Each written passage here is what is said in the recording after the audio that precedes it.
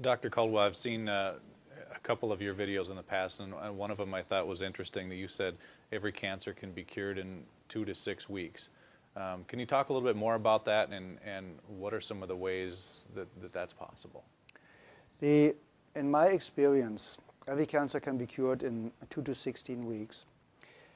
Some cancers can be cured in minutes because every doctor in the world that's in office for 20 years or longer knows cases of spontaneous healing.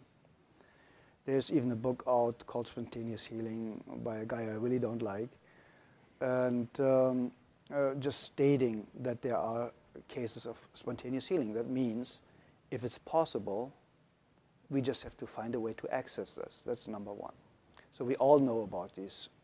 It also happened very often when people go to Lourdes or to these religious places, and it's not really the place that cures them, it's the expectation and the way to that place that cures them.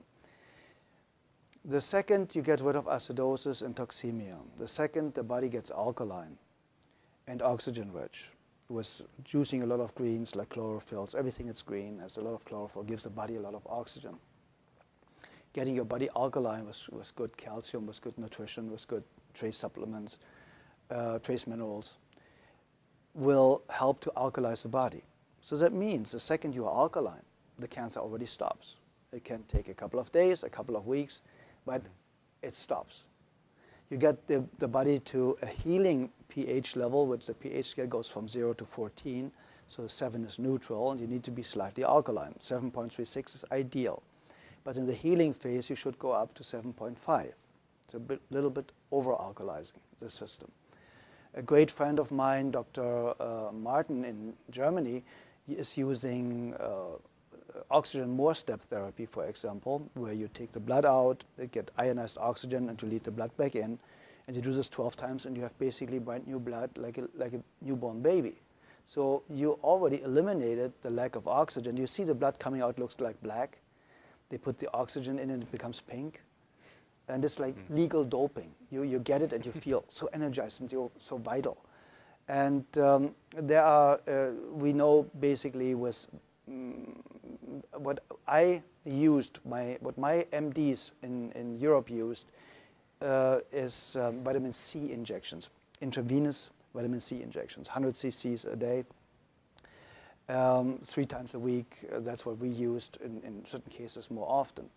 And very often, believe it or not, in my personal experience, the tumors or the cancerous growth was basically gone within a couple of days.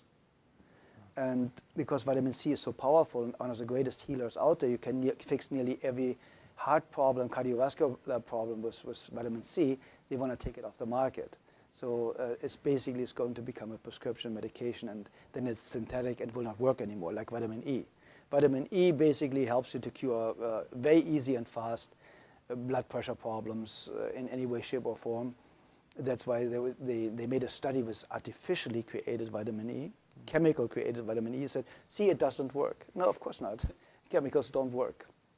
Nature works. If nature creates a problem, nature creates a solution. Very simple and easy. If it didn't exist 100 years ago, you don't need it today. It's very, very simple.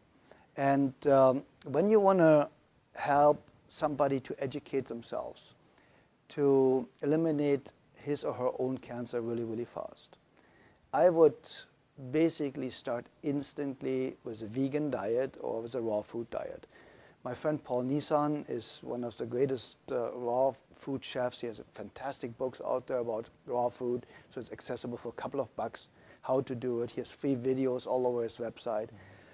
And I would go instantly on a raw food diet.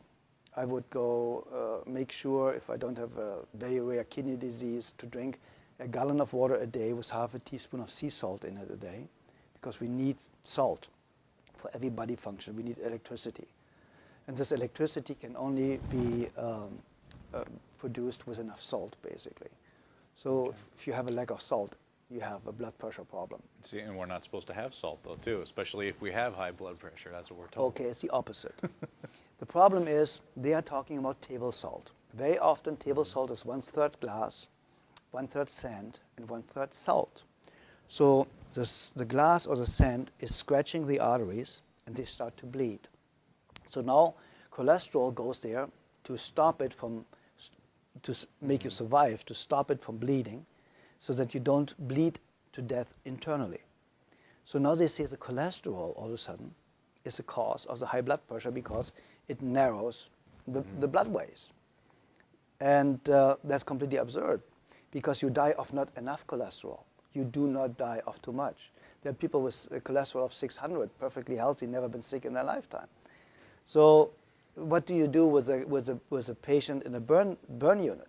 You give them 20 to 25 hard-boiled eggs a day, because they know only cholesterol can rebuild brand new healthy cells really, really fast.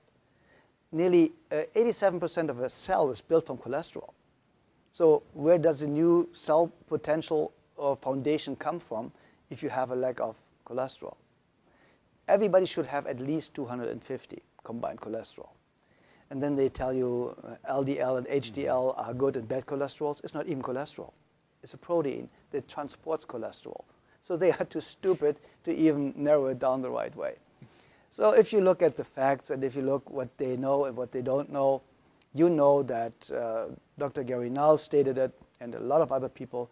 The medical profession, the medical doctor statistically has the shortest lifespan of 56 years of age, the highest abuse rate of alcohol and drugs, the highest suicide rate, only the psychiatrist is higher. And so you go to somebody that has the lowest lifespan, highest suicide rate, highest drug abuse rate, to ask them how to have a healthy, happy, long life. Yeah. I think we should rethink our way of thinking.